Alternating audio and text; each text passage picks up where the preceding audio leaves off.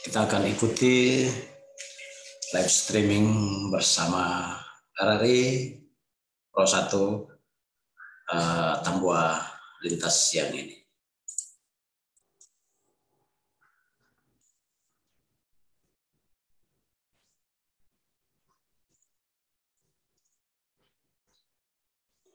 Yang menuju darah merah putih Indonesia.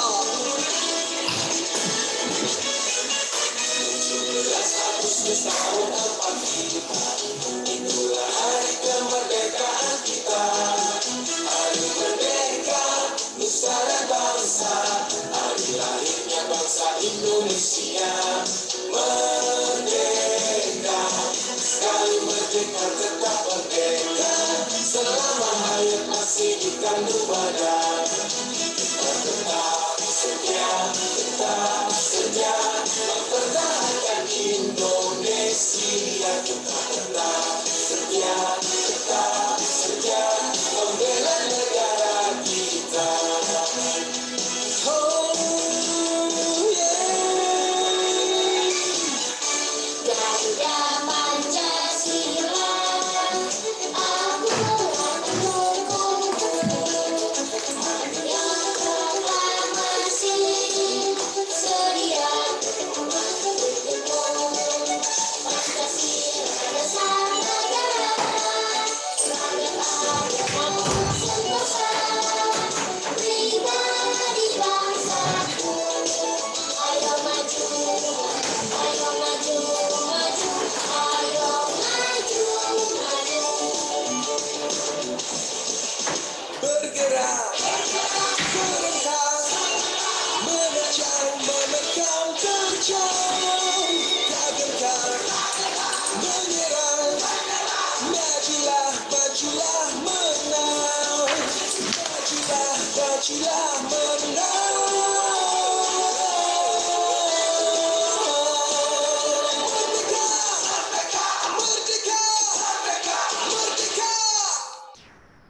Pendengar Pro 1 RRI Atambua dimanapun Anda berada, Lintas Atambua siang kembali hadir. Ada saya, Kenny KSUB. Lintas Atambua siang. Lintas Atambua siang hadir dengan program beredukasi, berita santai, dan informasi menarik. Laporan-laporan terkini dari reporter Kupang, Ende, Rote atau Atambua. Siaran salat Jumat dari rumah ibadah serta berita aktual seputar olahraga dalam dinamika olahraga Pro 3. Ada juga hiburan lagu-lagu berirama dangdut dalam Pro Dangdut.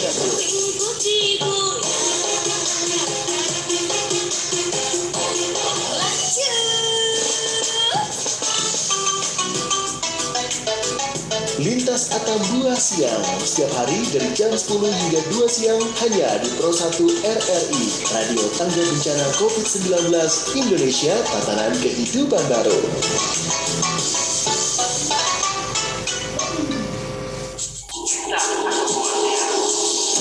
Sesaat lagi Anda akan mengikuti Lintas Atambua siang.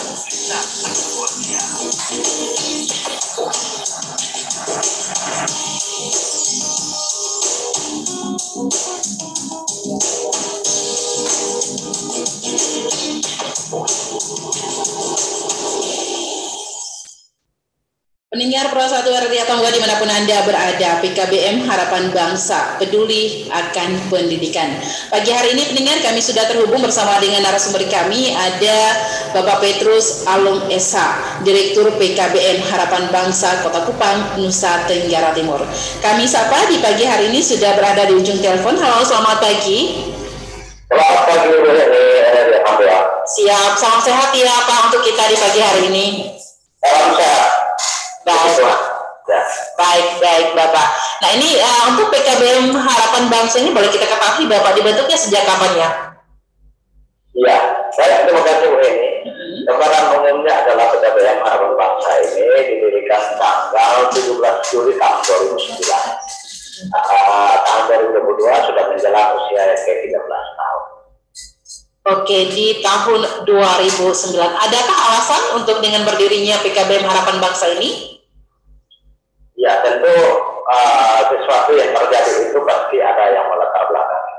Terlebih pada pendirian lembaga PKBM Harapan Bangsa itu atas dasar atau latar belakangnya adalah rasa keprihatinan terhadap tingkat kebutuhan masyarakat akan pendidikan itu sangat dibutuhkan oleh masyarakat, dan urgensinya adalah di tengah-tengah masyarakat banyak masyarakat yang terancam putus sekolah, bahkan putus sekolah akibat dari berbagai macam persoalan-persoalan sosial, sehingga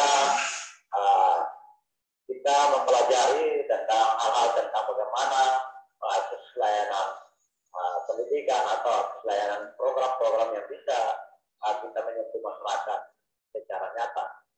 Disitulah kami mencari tahu ternyata ada salah satu jalur pendidikan non formal yang bisa menjamu masyarakat yang mengalami kendala-kendala pendidikan. Begitu, Bu Heni. Baik ya. Ini Pak Direktur ya, boleh diceritakan kegiatan dalam keseharian di PKBM Harapan Bangsa itu apa saja seperti itu? Silakan. Ya, baik. Saya perlu menjelaskan kepada masyarakat bahwa pendidikan dalam sistem Sisdiknas Undang-Undang Nomor 23 tahun 2003 itu sistem pendidikan nasional itu dikenal secara regulasi bahwa ada 3 jalur: jalur pendidikan informal, jalur pendidikan non formal, dan jalur pendidikan formal. Ini saya mencoba menjelaskan secara runut, teratur sehingga masyarakat tidak salah persepsi. Pendidikan yang utama dan terutama itu dari jalur pendidikan informal. Lanjut lagi, pendidikan yang kedua adalah jalur pendidikan non formal. Pendidikan formal itu adalah jalur pendidikan yang ketiga. Ketika masyarakat itu dewasa, lalu masyarakat itu kita bawa ke lembaga pendidikan formal, lalu dibentuk di sana. Nah, khusus jalur pendidikan non formal ini jalur yang ada di tengah-tengah masyarakat, antara informal dan antara formal. Ya. Jadi dia menjadi penyeimbang dalam layanan pendidikan itu sendiri. Berarti dia itu ada di formal, ya, ada di informal, ya, sama-sama ya. Jadi itu ada di situ. Lalu lantas karena ada peraturan konstitusi yang mengizinkan bahwa pendidikan masyarakat di luar formal itu harus dilakukan, terlebih pada jalur pendidikan non formal yang diselenggarakan oleh PKBM Harapan Bangsa. Saya selaku direktur yang memimpin lembaga sudah memasuki usia yang ke-13 tahun. Ini saya sendiri merasa bangga dan merasa terbesar karena bisa mampu melayani masyarakat luas dalam hal layanan pendidikan yang terintegrasi di semua bidang pendidikan keterampilan, pendidikan vokasi, dan lain sebagainya. Nah, aktivitas kami itu memang kami di non formal khusus di PKBM ada sedikit berbeda dengan formal. Bukan berbeda dari sisi sistem penerapan kurikulumnya atau sistem penyajian materinya, itu tidak beda. Tapi PKBM itu berbeda dengan formal itu karena formal belum tentu malah menyelenggarakan program-program yang ada di pendidikan non formal PKBM. Tetapi di PKBM menyelenggarakan seluruh pendidikan, seluruh program-program yang ada di formal, baik itu di tingkat PAUD, SD, SMP, SMA, perguruan tinggi, kita ada di PKBM. Jadi PKBM itu bagi saya itu rumah besar, rumah induk untuk bisa menciptakan unit-unit program pendidikan dan pelatihan bagi masyarakat dalam rangka mengembangkan wawasan, keterampilan, skill vokasinya, akademiknya, itu ada semua di dalam PKBM. Sehingga bagi saya, tadi saya sampaikan, saya sangat berbangga karena ada di PKBM ini melayani banyak masyarakat, tidak ada batasnya. Layanan PKBM itu tidak ada batasnya. Ya. Kalau di formal itu ada batasnya. Usia di atas usia sekolah sudah tidak bisa ditampung di formal. Tapi kalau di PKBM itu unlimited. Yang yang belum matang secara akademik pun kami terima, usia sekolah pun kami terima, usia tidak wajar sekolah pun kami terima, masyarakat umum pun kami terima, walaupun dia itu sarjana, walaupun dia itu sudah punya lengkap gelarnya juga kami terima, karena ada banyak keterampilan yang dibutuhkan menjadi kebutuhan mendasar bagi setiap orang. Jadi bukan PKBM itu bukan identik dengan putus sekolah, tidak. PKBM itu komprehensif, kompleks, unlimited. Jangkauannya sangat luas sekali. Sehingga PKBM itu memang saya garis bawahi bukan identik dengan putus sekolah. PKBM itu rumah besar yang bisa melayani masyarakat luas tanpa ada batasan luas, tanpa ada batasan usia, melayani sepanjang hayat. Itu PKBM. Oke, jadi boleh kita ketahui keterampilan yang diterapkan di PKBM Harapan Bangsa itu sejauh ini apa saja, Pak Direktur? Ya, kalau saya mau sampaikan bahwa di PKBM itu kurang lebih, saya gambarkan dulu programnya. PKBM itu kurang lebih programnya paling rendah-rendahnya itu ada 50 program. 50 program yang harus dilakukan untuk diterapkan untuk peserta begitu ya? Untuk masyarakat umum. Oke. Untuk masyarakat umum. Sementara di PKBM Harapan Bangsa yang saya pimpin ini 2009 sampai dengan 2013 ini ada kurang lebih sekitar 15 program yang tentu kami bisa akses. Karena kenapa sekian banyak program hanya bisa akses 15 program atau 20 program? Karena keterbatasan banyak hal. Keterbatasan bisa salah satu sumber utama adalah keterbatasan finansial, keterbatasan SDM. SDM ini menjadi salah satu kendala. Kalau minat masyarakat tidak diragukan, karena masyarakat merasa bahwa itu mengakses program itu kebutuhan yang sangat mendasar, apalagi meningkatkan kompetensi. Itu masyarakat sangat membutuhkan sekali tanpa pembatas uang. Cuma SDM-nya terbatas. Belum kalau di lembaga-lembaga seperti PKBM kita mau mempekerjakan berapa banyak orang pun kalau kita tidak bisa membiayai mereka juga agak juga kasihan juga. Maka kita batasi dan akses program-program itu dibatasi. Lalu tingkat kehidupan sosial, kalau kita akses terlalu banyak masyarakat dari kehidupan sosial ekonominya terbatas, repot juga sehingga program yang kami akses itu terbatas. Keterbatasan itu pula, maka kami menyederhanakannya ada sekitar 20 program mulai dari PAUD, homeschooling itu bisa homeschooling formal, bisa homeschooling non formal kami terima. Itu homeschooling itu dari homeschooling SD, SMP, SMA kita terima homeschooling. Terus paket A yang putus sekolah, paket A, B, C. Paket C itu ada beberapa jurusan IPS, jurusan bahasa, jurusan IPA, terus kursus komputer, kursus TKJ, administrasi perkantoran, menjahit, security, corporate, pengelasan, pengemudi, itu semua kami akses.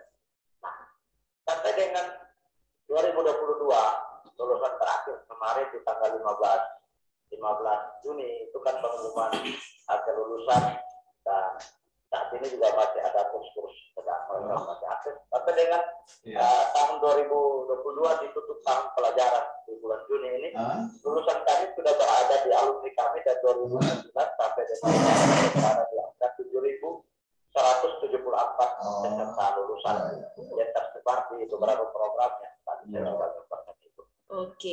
Lalu kami mempunyai rekam jejak lulusan alumni. Itu bahwa angka 7.000-an ini hanya baru sekitar 150-an lulusan tahun ini yang masih mencari peluang dan masih mencari melanjutkan ke perguruan tinggi. Dan lebih dari itu 7.008 orang itu mereka sudah ada di sekolah-sekolah di perguruan tinggi, ada di lembaga-lembaga dunia kerja, dunia industri, TNI Polri itu ada di sana.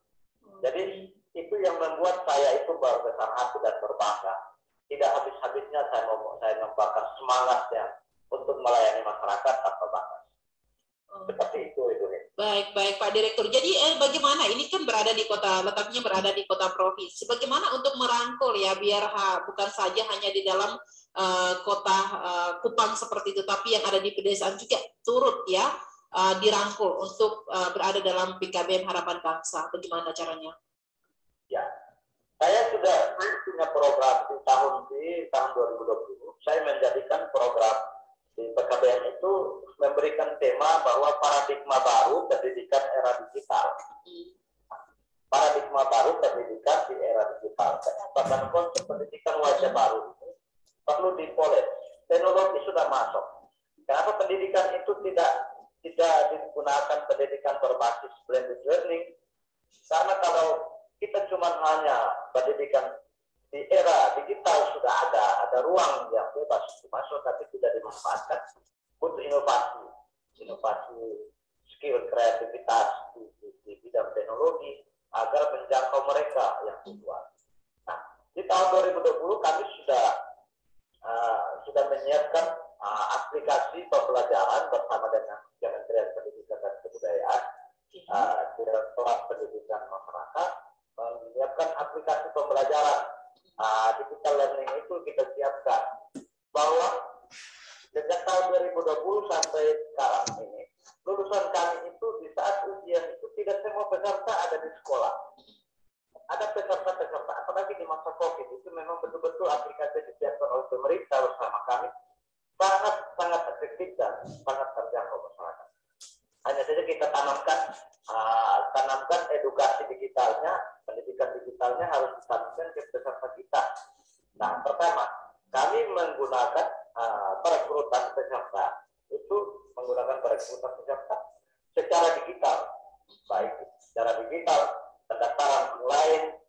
Jadi, masyarakat yang mau mengakses pendidikan tidak harus masyarakat di Kupang saja.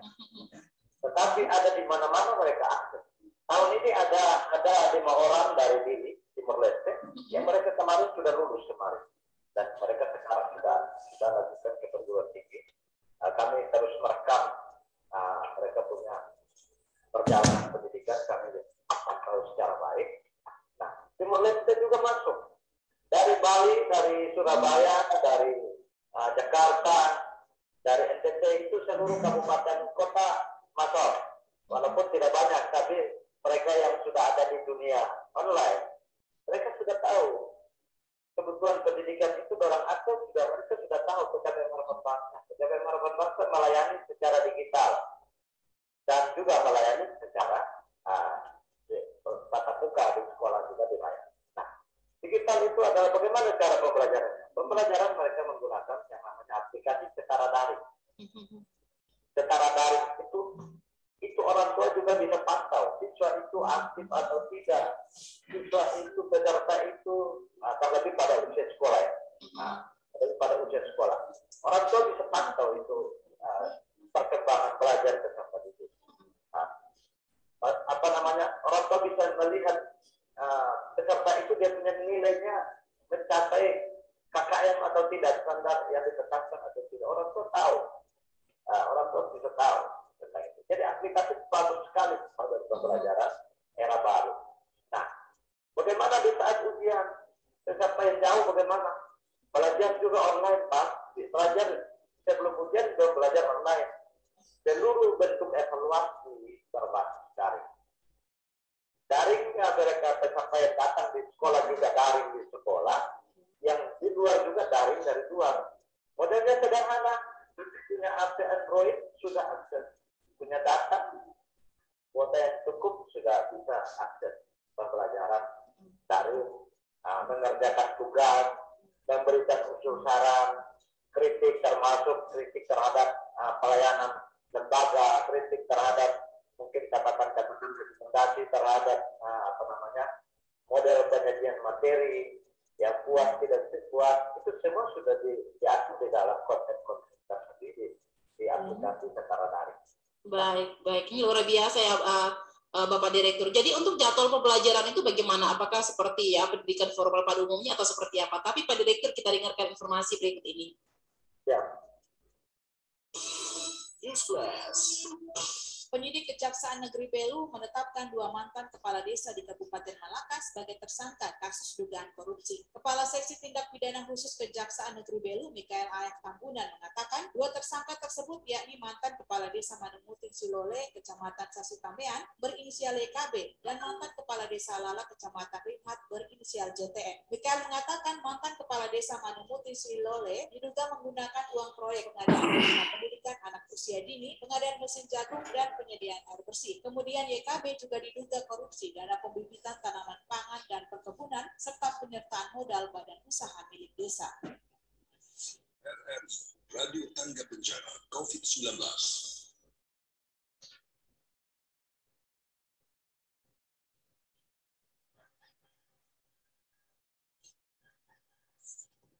Selamat pagi, Pak Guru. Oh iya, pagi Bete. Kamu mau kemana pagi-pagi? Mau pi kebun, Pak Guru. Mau bantu Bapak tanam jagung. Hai, Bete tidak pergi sekolah kah? Tidak, Pak Guru. Bapak bilang sekolah hanya kasih habis uang sah. Bapak bilang sekolah hanya kasih habis uang sah. Pendidikan menjamin masa depan anak. Beban ekonomi keluarga tidak harus menjadi tanggung jawab anak usia sekolah. Pendidikan meningkatkan kecerdasan generasi penerus bangsa. Mari sekolahkan anak. Iklan layanan masyarakat ini dipersembahkan oleh Radio Republik Indonesia Atambua.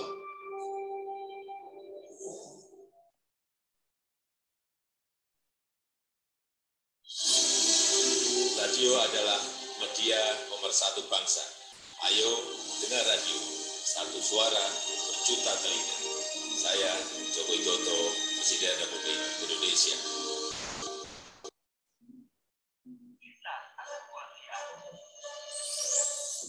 Anda sedang mengikuti Lintas Atambua Siang.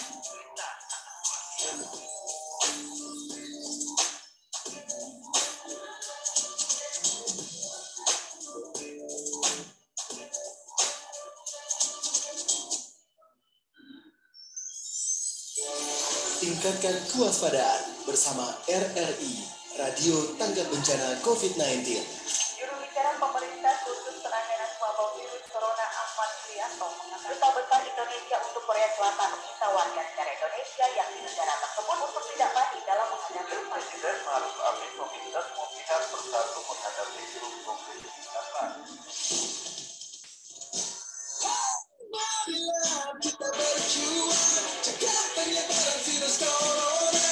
Pasti bisa melewati, hadapi ini semua.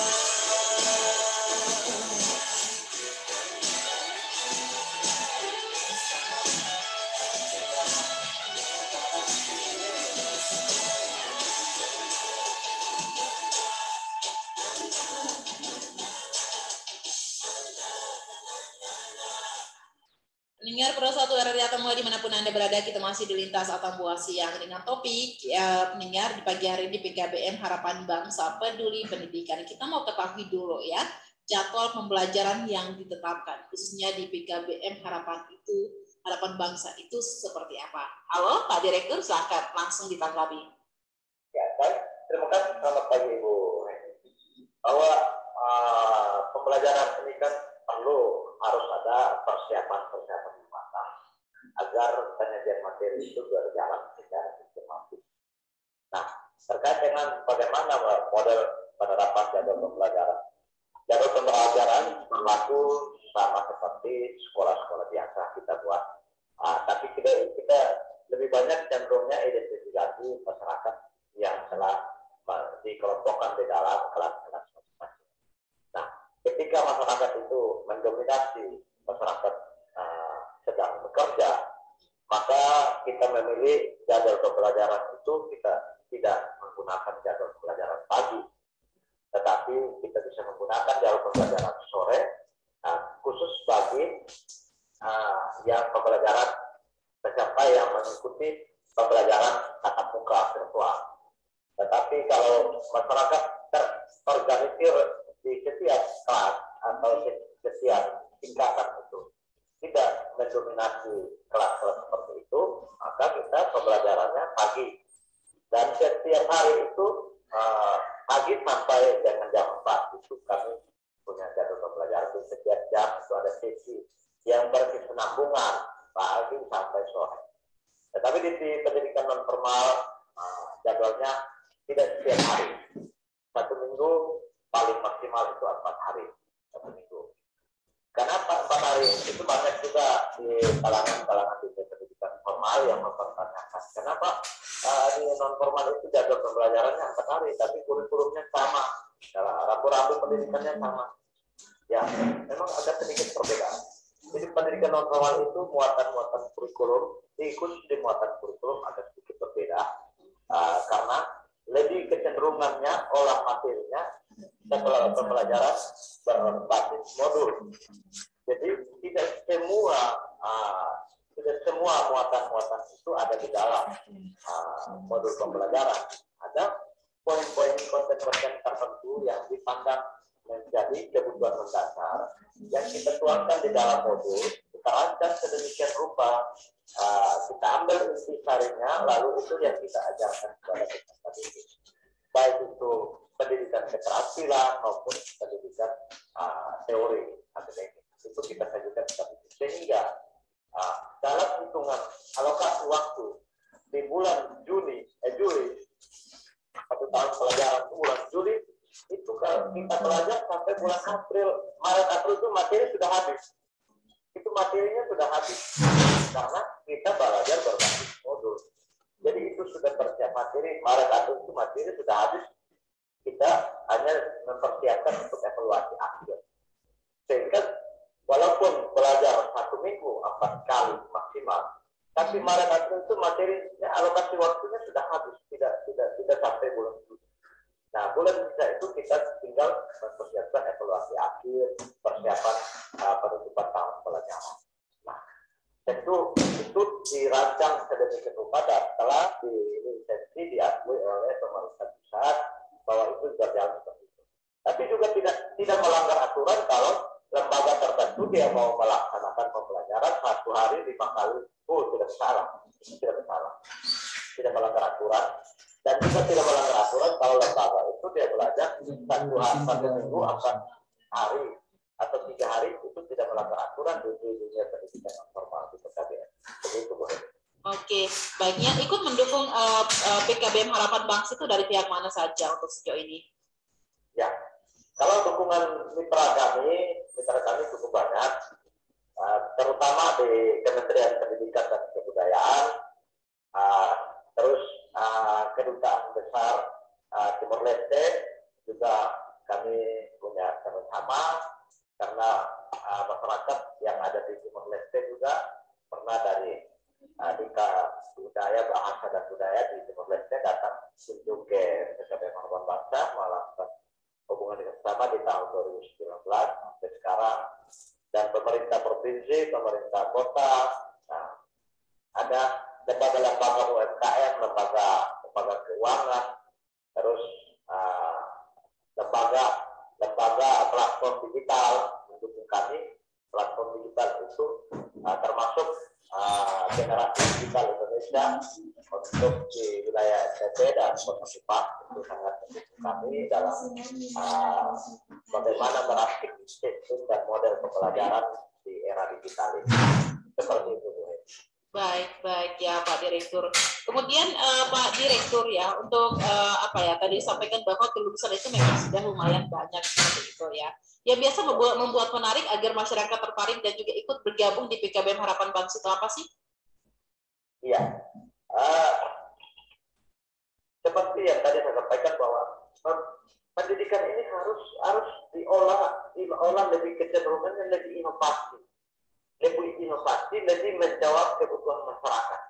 Nah, itu yang kami lakukan. Kebutuhan masyarakat itu apa? Masyarakat itu lebih banyak model pembelajaran, model pendidikan yang dirancang sekarang ini masih mengadopsi model-model pembelajaran konvensional yang masih tradisional yang belum berubah.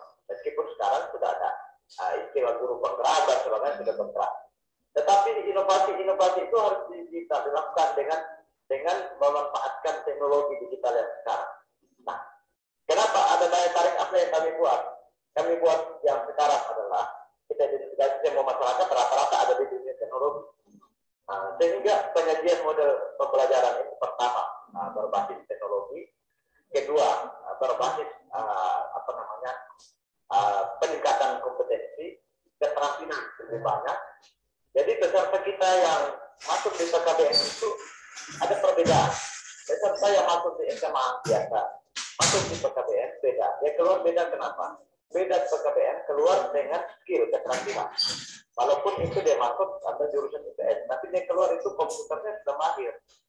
Dia keluar itu dia sudah punya teknologi jaringan komputer itu sudah ada. Nah, itu salah satu. Jadi tidak semua peserta kita giring di teknologi jaringan komputer, tetapi kita identifikasi kebutuhan masyarakat, kebutuhan pesertanya apa. Nah, begitu dia masuk kita identifikasi. Kamu punya hobinya apa? Kita punya keterampilan ini. Sejumlah keterampilan tinggal kamu pilih. Mana yang kamu suka ya kita kasih. Jadi walaupun dia masuk di jurusan sama seperti jurusan IPS umum di formal, tetapi bedanya ketika dia keluar tuh punya keterampilan, bawa sertifikat, bawa ijazah, bawa ilmu. Oke. Dari 15 program nih Pak Direktur yang paling diminati oleh masyarakat Nusa Tenggara Timur dan juga tadi dikatakan bahwa Timor Leste juga ikut tergabung seperti itu mana sih yang paling banyak diminati? Yang paling banyak diminati terlebih di pendidikan kesetaraan di tingkat paket C.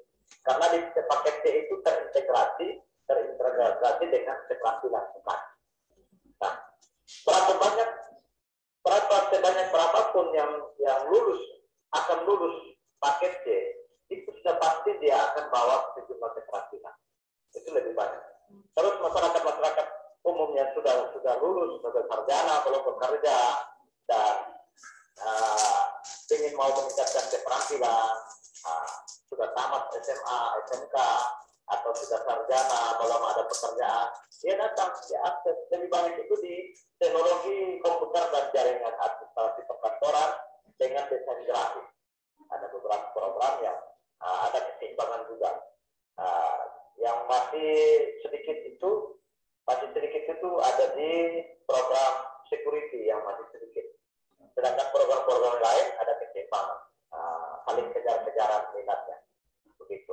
Oke, baik. Pandangan Pak Direktur terkait dengan pendidikan untuk zaman sekarang seperti apa? Secara umum Pak, silakan. Ya, pendidikan di zaman sekarang ini saya punya satu topik yang saya gunakan dari 2020 adalah harus mempunyai konsep paradigma baru pendidikan era digital. Nah, itu kita harus adopsi. Pertama, era digital ini komunikasi sosial itu sangat akrab. Sehingga di setiap lembaga pendidikan jangan sampai guru dengan sekolah menempatkan diri seolah-olah ada pembatasan ruang. Itu salah. Atau tidak boleh ada pembatasan ruang karena ada psikologi manusia ini kan perlu kita harus lebih banyak kompromi, lebih banyak interaksi. Sehingga saya juga dulu pernah alami kalau saya guru dengan siswa. Saya siswa, dia guru itu saya mau komunikasi saja agak susah. Nah, hal ini tidak boleh terjadi di era sekarang. Nah, era sekarang kita dibantu, kita telah digiring masuk dalam dunia teknologi untuk membangun komunikasi yang tanpa ada tembok sekat pendidikan. Sehingga komunikasi juga jalan. Tetapi memang ada aturan-aturan di sekolah yang kita terapkan untuk mengedukasi masyarakat. Itu poin yang pertama. Poin yang kedua, di lembaga pendidikan harus inovasi. Jangan sampai kita membuka sekolah SD, SMP, SMA atau ke pendidikan non formal, lalu di situ perannya adalah yang penting guru datang dan sajikan materi, selesai pulang, habis kejar waktu, selesai pembelajaran, selesai. Tidak seperti itu.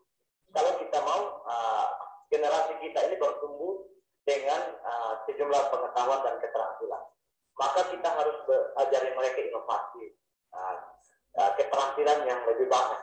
Karena sebanyak apapun teori kalau tanpa keterampilan, tanpa praktek, itu sama dengan ragu, tidak ada apa-apa. Sehingga kalau bagi saya dalam pengamatannya, setiap program pendidikan harus ada keseimbangan antara teori dan keterampilan itu jalan. Sehingga peserta didik atau siswa itu dia keluar itu dia punya kompetensi vokasi yang baru. Tentang vokasi model apa yang spesifik dari sekolah harus terprogram. Bukan hanya vokasi itu ada di perguruan tinggi atau di politeknik, baru ada, tidak. Semua sekolah harus ada keterampilan. Keterampilan wirausaha, keterampilan di teknologi jaringan komputer, menjahit, tata boga. Saya kira itu hal baik yang perlu diterapkan di semua satuan pendidikan. Begitu, Bu. Baik, Pak Direktur. Kita kembali dengarkan informasi berikut ini, tapi nanti setelah ini ya pastinya kita masih kembali di Lintas Atambua Siang, Pak Direktur. Newsflash. Sebanyak 56.663 keluarga penerima manfaat KPM di Kabupaten Bandung Barat dianggap tidak layak menerima program bantuan dari pemerintah pusat. Data puluhan ribu KPM yang tidak layak menerima bantuan pemerintah itu merupakan hasil dari temuan Badan Pemeriksa Keuangan BPK-RI terhadap program bantuan sosial dari anggaran tahun 2021 yang digelontorkan ke wilayah Bandung Barat. Kepala Bidang Perlindungan Jaminan Sosial di Sosial Kabupaten Bandung Barat, Rizal Karda, mengatakan temuan BPK mencatat puluhan ribu KPM itu tidak tercatat dalam data terpadu kesejahteraan sosial. Menindaklanjuti temuan itu, Kementerian Sosial langsung menerjunkan seluruh pendamping sosial seperti program Keluarga Harapan dan tenaga kesejahteraan sosial kecamatan untuk melakukan verifikasi ulang kepada para PKM di Bandung Barat. Radio Tangga Bencana COVID-19. Bapak, Nita nanti kuliahnya milih jurusan akuntansi aja ya? Iya, boleh. Pilih sesuai yang Nita suka dan bisa menjamin masa depan Nita nanti ya. Alah Bapak, perempuan itu nggak usah sekolah tinggi-tinggi. Besok-besok juga masuk dapur kok. Itu kemarin anaknya Bapak Agus kan serius mau nikahin Nita. Kenapa Bapak nggak mau saja? Ya, sabar.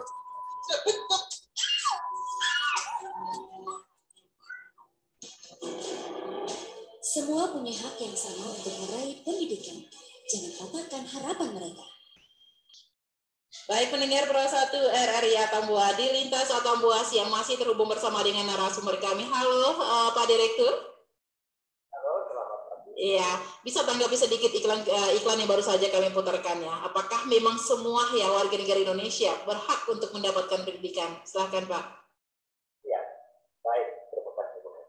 Nah, ini salah satu hal yang dasarnya adalah urgen. Lalu poin yang ditanyakan itu harus kita menyamakan persepsi untuk kita terapkan ke seluruh penjuru tanah air. Bahwa memang setiap warga negara berhak memperoleh pendidikan yang layak. Itu sudah tertuang di dalam undang-undang. Terlebih di undang-undang tentang hak asasi manusia, undang-undang hak. Itu tertuang di UUD nomor 45 bab 10 huruf A sampai huruf D. Tentang penerapan tentang hak asasi manusia, salah satunya hak memperoleh pendidikan yang layak.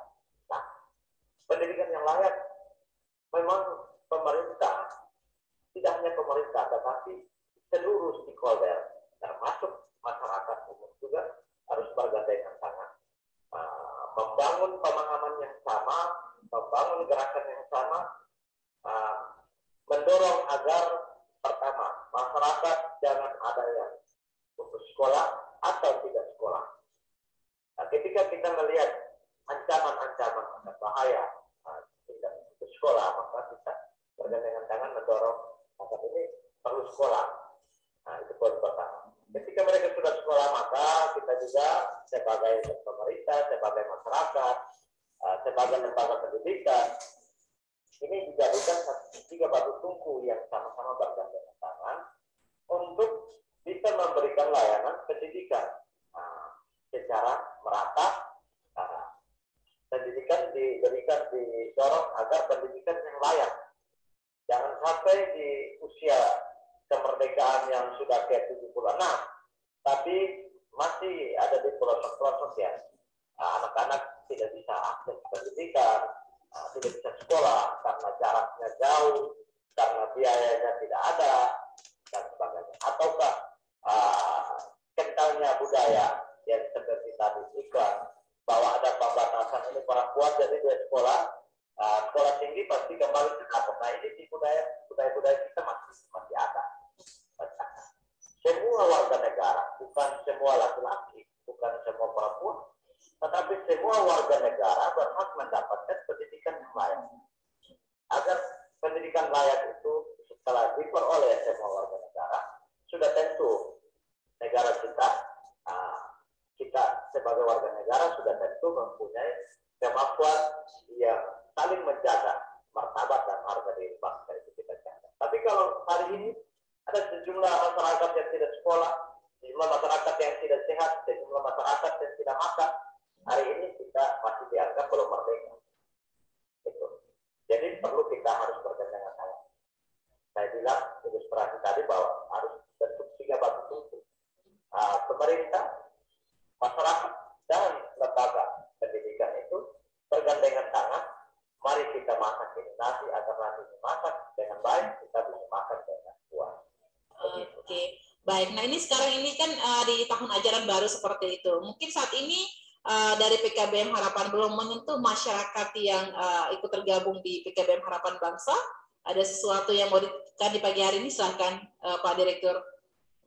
Ya, baik.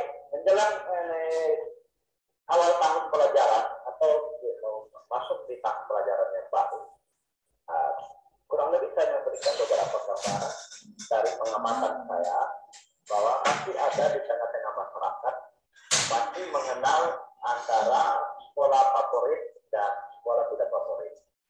Masih juga masyarakat masih mengenal saya sekolah ini harus pakai seragam. Kurang lebih kita juga membangun informasi ke masyarakat. Salah satu referensi kita adalah di negara-negara barat itu kan maju sekali. Kemajuan mereka bukan karena seragamnya, kemajuan mereka bukan karena sekolah di tempat gedung yang mewahnya, tetapi pendidikan yang holistik integratif, pendidikan yang kompleks. Dia mau belajar di mana saja dia belajar, yang penting pembelajarannya itu diramu secara baik dan disajikan dengan baik, tersistematis, diatur dengan baik. Itulah kita belajar. Maka di pendidikan non formal itu bilang dengan memiliki slogan atau filosofi bilang belajar sepanjang hayat, menjangkau yang tak terjangkau, melayani yang tak terlayani. Nah, dengan maksud apa? Supaya bisa menjawab tadi yang gue tanya, bagaimana pendidikan yang layak, kita harus jangkau ke pelosok-pelosok. Kita harus melayani sampai ke pelosok-pelosok. Maka di era digital ini juga salah satu media wadah untuk kita melayani masyarakat. Kalau kita dengan kendaraan jalan kaki kan tidak bisa melayani sampai Timor Leste, apalagi lembaga ada di Kuba. Dengan teknologi ini bisa menjangkau secara global di mana-mana itu dijangkau. Bukan jangkau hanya sebatas dari ketemu saja, tapi dalam layanan pendidikan yang sama. Nah, masyarakat perlu harus diberikan nutrisi gizi yang baik. Jangan sampai pemahaman yang keliru. Nah, sementara kita berada di daerah yang mungkin sulit jangkau, sekolah yang sama, entah formal non formal sama saja, entah sekolah negeri atau swasta sama saja. Ijazahnya semua berpenghargaan yang sama, di mana saja bisa digunakan. Nah, mau ke perguruan tinggi, mau ke TNI, Polri, semua sama. Tidak ada ilmu non formal dan ilmu formal. Tidak ada ilmu negeri dan ilmu swasta, tidak ada. Nah, tidak seperti itu. Nah, ini yang perlu kita bangun dengan masyarakat. Jangan membuat sekat kepada masyarakat menjadi virus yang menakutkan bagi masyarakat. Lalu masyarakat ini mau, walaupun sekolahnya ada di dekat dia, tapi dia bilang, ini sekolah swasta, tidak cocok, dia mau ke sekolah negeri. Tidak ada beda sebetulnya. Yang dikejar perbedaan ini, masyarakat masih tersandra dengan pola pikir yang keliru adalah harus pakai seragam yang lecet, harus bermainnya di sekolah yang gedung yang mewah. Nah, ini keliru sebetulnya. Bukan mewahnya yang bisa mensejahterakan masyarakat atau bisa mencerdaskan masyarakat, tetapi bagaimana desainnya, desain programnya, desain penyajian materinya, bagaimana inovasi keterampilannya, itu yang membuat orang itu bisa tampil cerdas, kreatif, dan bisa membentuk karakter yang baik dan bisa bersaing di dunia globalisasi di era ini. Jadi di masa PPDB ini masyarakat, kita semua bergandengan tangan, menyadarkan masyarakat. Dia mau sekolah di mana itu bukan soal, tidak ada soal. Yang jadi soal adalah sekolah dekat sini, tapi kita pilih yang jauh, itu yang soal. Padahal materinya sama, lulusan terdekat ijazah juga sama, itu bisa dipakai di mana saja. Nah ini yang perlu kita harus cari bentuk benang merah, agar masyarakat yang telah tersandra dengan pola pikir yang keliru itu bisa kita kembalikan agar sekolah-sekolah yang dekat maka manfaatkan sekolah-sekolah yang dekat.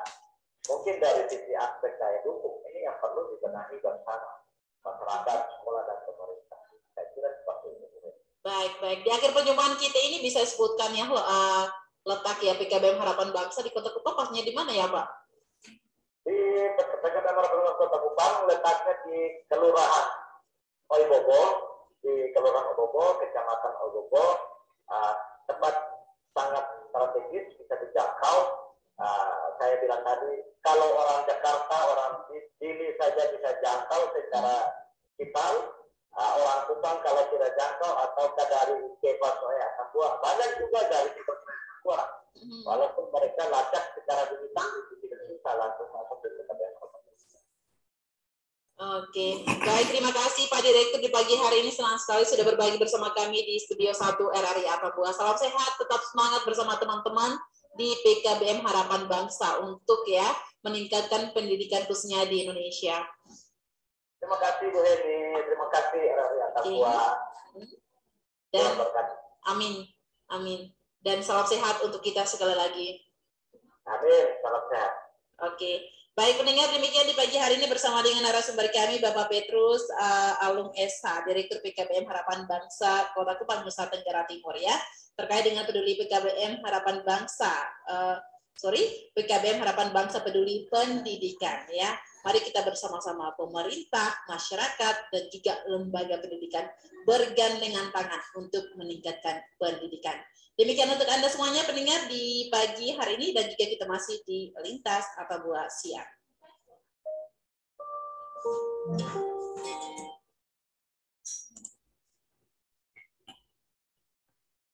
Iya baik, terima kasih. Itu hasil